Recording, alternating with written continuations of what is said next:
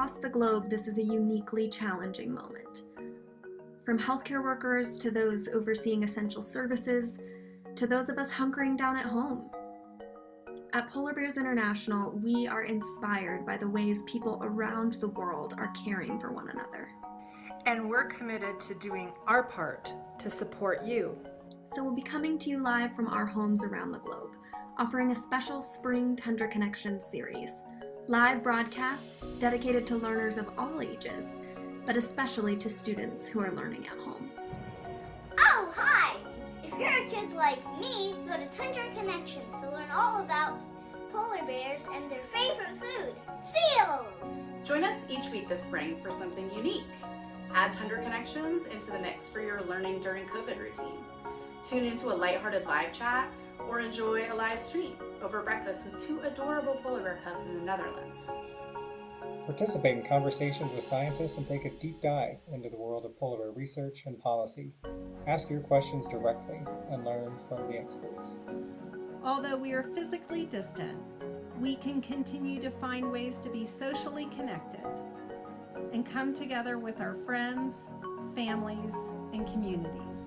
We hope you'll join us to follow your curiosity and to find a little Arctic inspiration through virtual windows into the polar bear's world.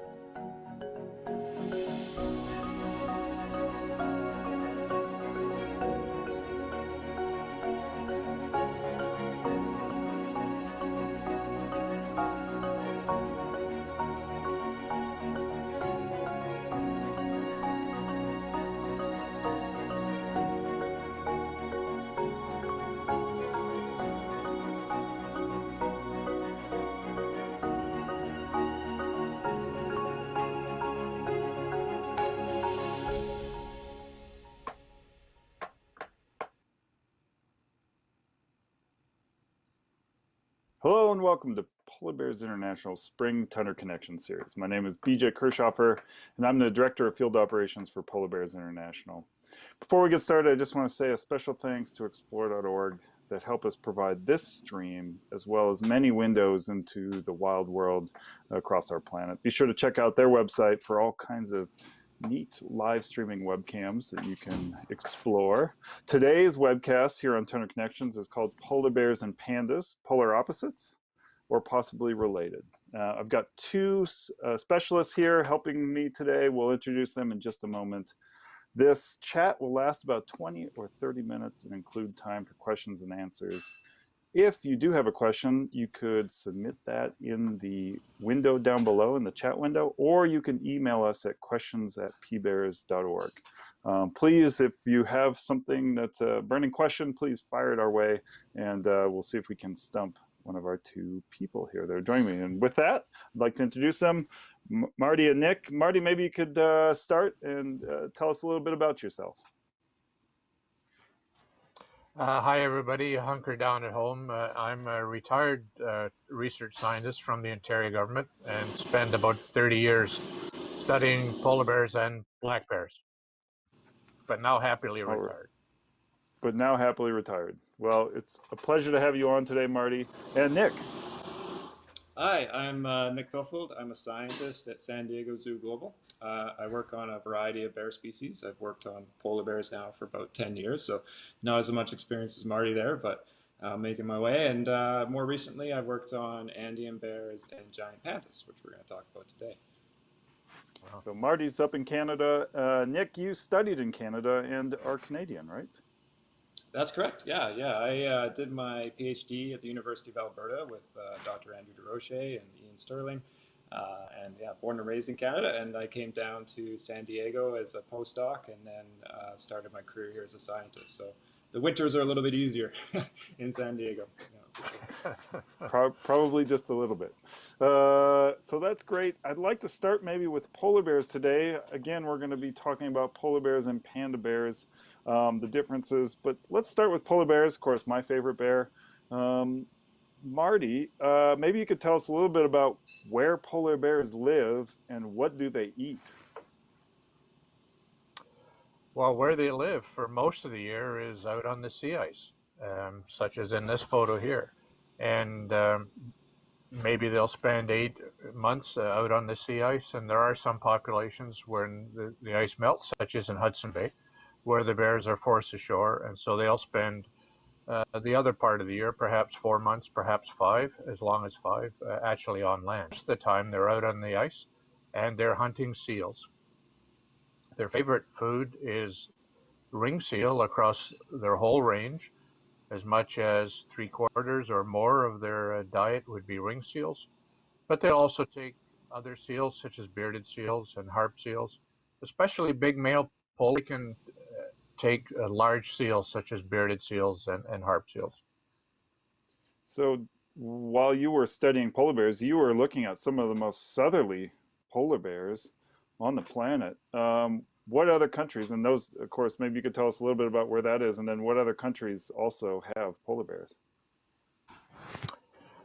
Well, polar bears are found all around the Arctic. So the Arctic nations, the US in Alaska, Canada, of course, across its whole range, Greenland, and Norway and Russia all have polar bears, and all largely north of about 54 degrees north latitude.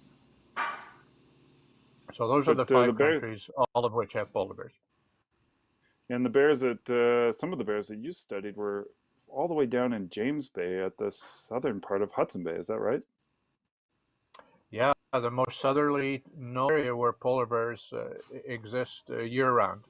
The most southerly known denning area is in the southern part of James Bay. So yeah, a very different habitat, an area where the ice forms really late in the year and melts quite early in the year as well. So those bears spend a long time on land. And they're actually, cool. Of course, at great risk from climate change because of that.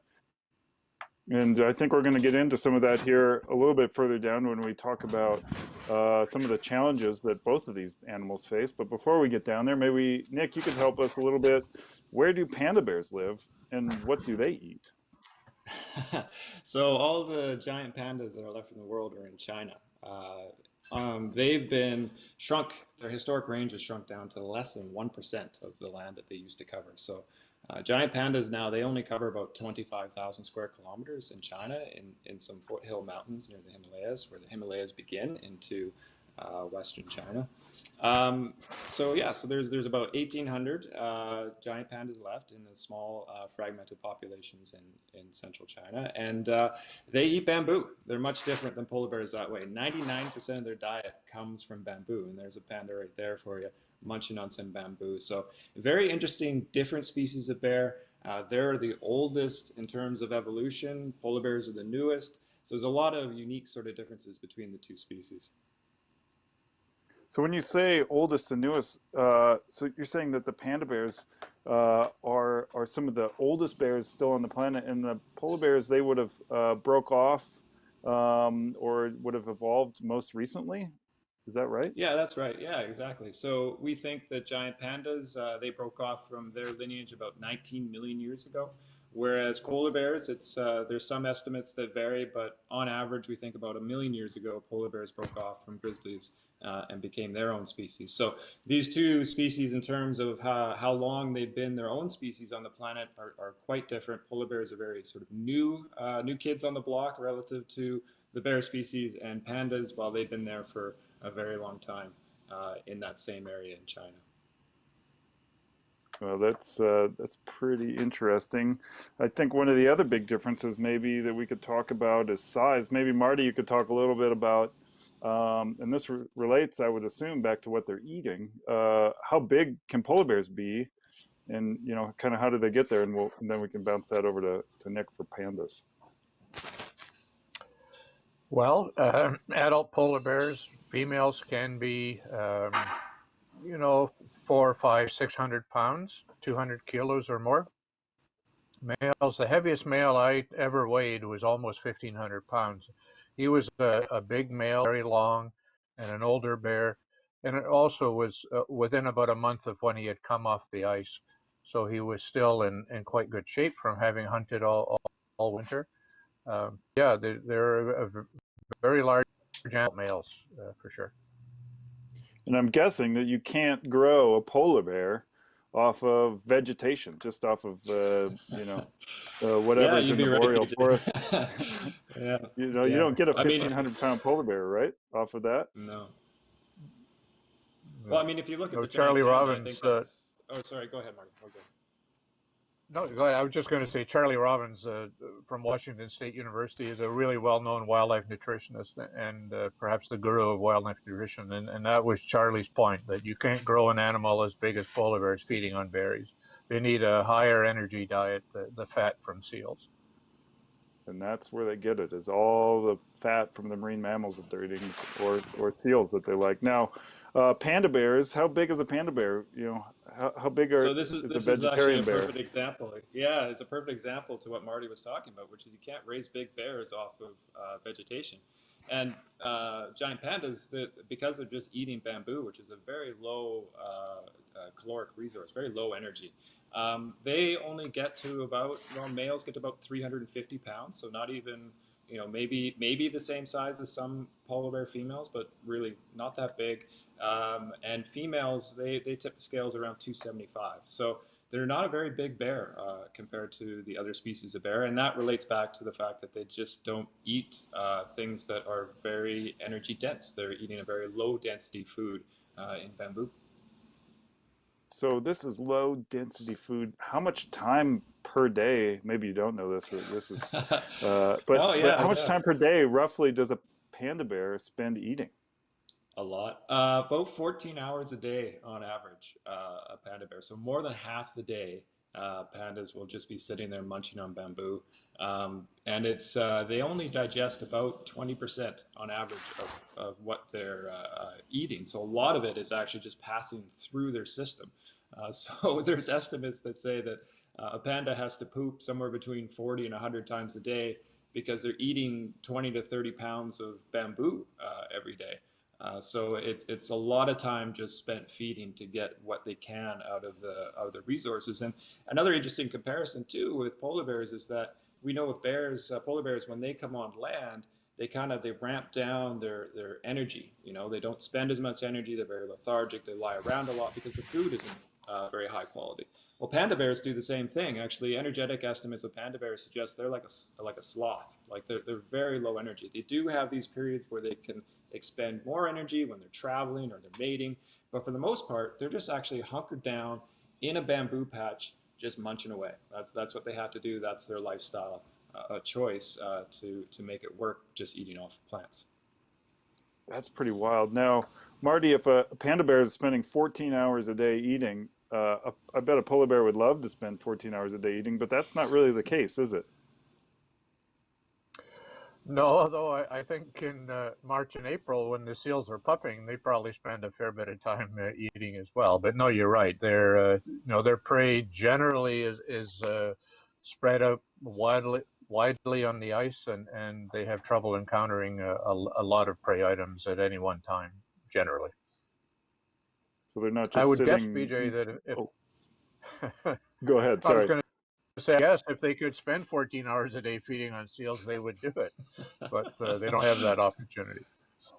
Yeah, the food just isn't that abundant for most of the year in the Arctic. It's pretty few and far between. So this is kind of a neat shot from Svalbard. Although I don't think that's a ring seal. That is a seal at a breathing hole. Maybe, Marty, you could tell us a little bit about what's going on here. Why is there a hole in the ice and a seal sitting next to it? Well, seals, like other mammals, breathe air to get their oxygen, and so they have to, even though they spend a lot of time in the water, they have to maintain a hole open that they can breathe at.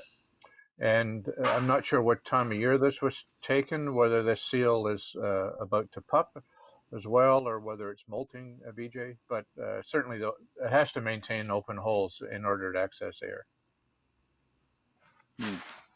Super interesting. So we've got one bear that gets to sit in the forest all day and chew, another one that has to wander around and find its food. So two big differences there. This is kind of an interesting one, and I did not know this. Maybe we could just take a quick second. If you have the chat window in front of you, chat in what you think.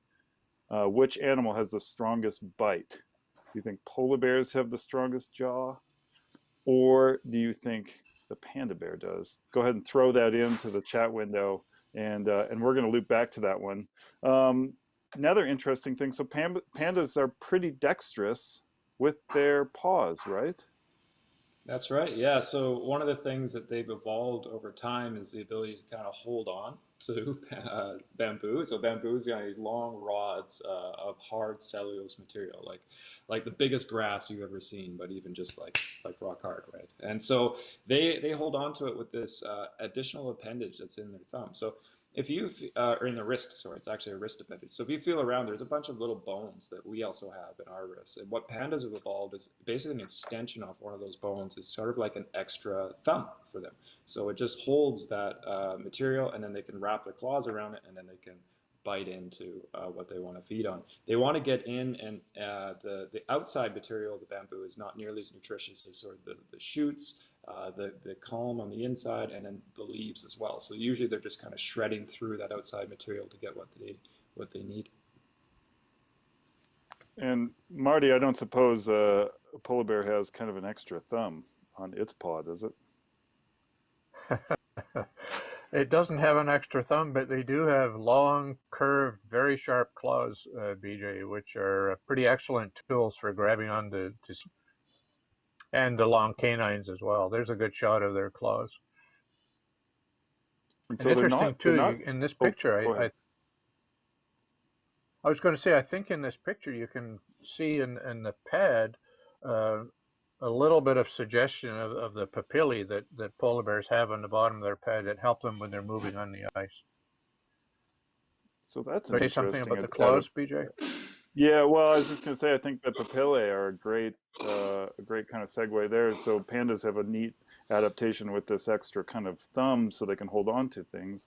But polar bears on their paws, they live in their preferred habitat is on the sea ice, so it could be quite slippery. So these are the papillae are almost like little suction cups. Is that right, Marty? Yeah, if you think about, if you've ever seen the side of a starfish and you see all little tube feet on the starfish, they remind me of that, the same kind of idea. You're right. So you think of them as suction cups that help them with traction on the hard packed snow or ice. Too cool. So we've got one question coming in here, and then we'll get to the strongest bite. So put into the chat there what you think strongest bite, polar bears versus panda bear. But we've got one question here. Where in the world do polar bears live closest to panda bears in the wild? So where in the wild would these two come most close together? It's still a pretty long way, but yeah. Sorry, go ahead, Marty. Yeah. No, I agree. It'd be a long way apart, but probably Kamchatka in Russia would be the closest polar bear population, I would think. Nick? Yeah, that's right. Yeah, and even from there, you're still looking at a few thousand kilometers before you get to central China, where panda bears live. Right. Yeah, you might even have to cross almost an edge of a desert, maybe to get there. That would be a long walk for a polar bear or a panda. I don't think they would make it. Yeah. The panda bear would have to bring a few bamboo shoots along for the journey, and the polar bear would be hauling steels. Maybe they could meet in the middle. I don't know. But that's a great question. Thanks, Ryan from Alberta. So maybe they could party up with a Mongolian brown bear. There we go. There you go. Yeah, that would be great. And here's this is one of my favorite things. So Polar Bears International spends a lot of time in Churchill, Manitoba. This isn't far from where both Nick and Marty have done work. This is a place where 3 bear species overlap or come very close to overlapping. Is that right?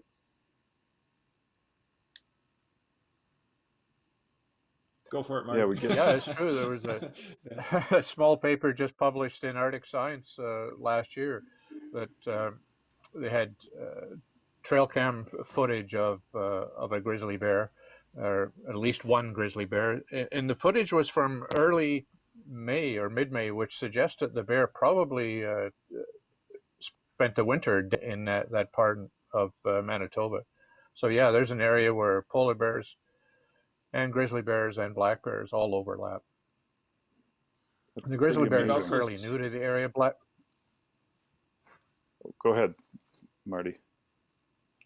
I was going to say black bears and polar bears have overlapped there for a very, very long time, of course. And grizzly bears are fairly new. Probably generally they look to be subadult males, and they're probably pushing down from the west shore of Hudson Bay up in Nunavut. Nick, you had something to add there? Yeah, I was just going to say the other area of the Arctic where we see this overlap between grizzly bears and polar bears is in the Beaufort Sea, both on the Alaskan side and the Canadian side, and even farther up. So when I was doing some research with the teams in a place called Viscount Melville Sound, which is actually fairly high north in the Canadian archipelago, it's into that chain of islands. We actually saw a grizzly bear out on the sea ice. So you do get them exploring into polar bear habitat. It's rare, but it can happen. And then, of course, the discovery of hybrids as a result of that between polar bears and grizzlies. And check out Polar Bears International's archived webcast. We have done at least one on hybridization between polar bears and grizzly bears. So check that out. That's kind of a fun webcast if you're looking for a little more polar bear information. So of course, both of these animals are need help. They have pressures from human caused sources that are reducing their habitat. Maybe we could just talk a little bit about pandas first. You said initially that 1% of the range remains. What does that, to our younger audience, what does that mean where, 1% of the range is left for these animals? Yeah, what it means for animals that are in that situation is it requires extensive management from people, direct management. So what the Chinese government has been doing is setting up protected areas. They've been doing this since the 1980s to limit disturbances in the areas where pandas do the best. And what we've actually seen is that this strategy has started to pay off and work. So pandas, recently their population has increased by about 17%. From the last count to the most recent, which is about a 10-year span between. So that's good. And actually, pandas have been downlisted recently. They were listed as endangered. They were the face, in a lot of ways, of endangered species globally. And they've been listed now as vulnerable in the same listing that polar bears have. But this really requires a lot of management on the ground. So the threats to pandas historically have been poaching and forestry practices. Pandas need old growth forest with lots of open habitat with bamboo, lots of undisturbed land to do really well. And so forestry and mining and roads, human activities, that really impacts pandas in a hard way. The other thing that's difficult when you only have 1,800 pandas is you got to make sure that there's flow between the little populations they have. So actually the 1,800 pandas are broken up into 33 subpopulations. And there's only 6 of those subpopulations that have more than 100 bears. So what does that mean? That means that the big challenge is trying to get bears moving between subpopulations, getting connected ecosystems together. So getting these little reserves connected through corridors so that pandas can move back and forth and breed together. That will help their population. So a lot of small population management on the ground to make sure that the threats are reduced and that pandas can move back and forth at ease with each other to continue to increase their population. So in short, I mean, the Chinese government really almost put up fences. Is that right? They kind of keep people and industry out away from these animals. Is that part of what happened? Essentially, yeah. These reserves are protected areas that it's more about what is allowed to occur within the reserve. So logging is not allowed to occur. Limited human disturbances like agricultural foresting or livestock practices, they're all illegal in a lot of these reserves, and so that reduces the impact to the pandas. So the challenge now is to find these places in between the reserves. What we found is that the pandas can move outside the reserve, so they're not fenced in that sense. They can move back and forth, and actually sometimes the pandas leave these reserves to explore for other areas. And so what the government is now working on is trying to find how do we protect the areas where pandas are going, how do we create one sort of large protected network to link up these subpopulations. So that's what the Chinese government is working on right now. So, Marty, I understand that polar bears are also facing their own habitat loss. Could we set up reserves and kind of fences to protect their preferred place to live? Well, unfortunately, we can't really do much directly about polar bear habitat because it is the sea ice, and so the indirect effect that we can have is by controlling the climatic factors that are currently affecting sea ice duration and distribution, and of course that's concentrations of greenhouse gases. So a very different problem from the ones faced by panda populations, and one that requires very different approaches too. Yeah, so for the panda bears, it requires the Chinese government to set up these rules and set aside this land and protect them. But really, for polar bears, it's not just one government or one area that needs to be protected. It's really us here in the South that can help out these animals by reducing our greenhouse gases. So it's an interesting solution to the problem. We're getting some really great questions here. I don't know, Nick, if you've seen this at all, but if a hunk of meat were placed in front of a panda bear, would it eat it? Absolutely. Yeah, they're still bears. So yeah, they will eat. They get a variety of food in zoos. It's still mostly vegetarian, but sometimes they'll get little treats and stuff like that. But yeah, panda bears, I believe, will still chow down on meat. Yeah. That's great. Yeah, I think polar maybe bears might be a little more confused. I was going to say, I think polar bears might be a little more confused if you drop some bamboo down in front of them. They might not know what to do with it. No, they might lay on it. They might make a bed, maybe. Right, sure, like they do with kelp. Yeah, maybe. Yeah. Hard to say. So, so we've got same person. Sarah says that her son thinks that panda bears have the strongest bite. What's the answer? That is correct. Well done. Panda bears do have the strongest bite. Partially that's because bamboo is really tough. I mean, it's like trying to chew through wood in a lot of ways. So they have this, you see this picture here, the panda bear is a nice round face, and that also allows for increased torque through the jaw muscles, so that they have a much stronger bite. And Marty, correct me if I'm wrong, but I think seals don't require a strong bite in order to kill a seal, and so polar bears haven't really had to evolve such a strong bite. Yeah, that's true. That unlike wolves, polar bears don't really feed on bone, so they're feeding on, as you suggested, on the softer tissues, mostly the fat. Earlier in the year, perhaps also muscle, but yeah, they're not crunching down on bone, so they're not really any need to. Although I have the skull of a bearded seal that I picked up one year that has a puncture wound right through the top of the skull. So that's how polar bears grab their prey, but those seals have quite thin bone on their skull, so it's not really a bite challenge. And it's probably worth saying that although panda bears have a much stronger bite, it's not like polar bears have a weak bite. It's still pretty strong. Yeah. Yeah. I wouldn't want to mess with either one of them. No, I think that's it. Even cubs of the year that are only 9 months old, they can weigh as much as any of the three of us weigh, and yeah, they could have a pretty strong bite even as cubs. And that might be coming from her first-hand experience, huh, Marty? Well, yes, actually. Yeah. I guess one of the hazards of working with some of the younger bears is maybe you might get nibbled on every once in a while. Well, anyway, so with sea ice going away from climate change, will polar bears seek out other foods on land like grizzly bears? Well, that's an interesting topic of much debate in the last 10 or 15 years. And the overall impression seems to be that we've known for a very long time that they will exploit various foods when they're on land.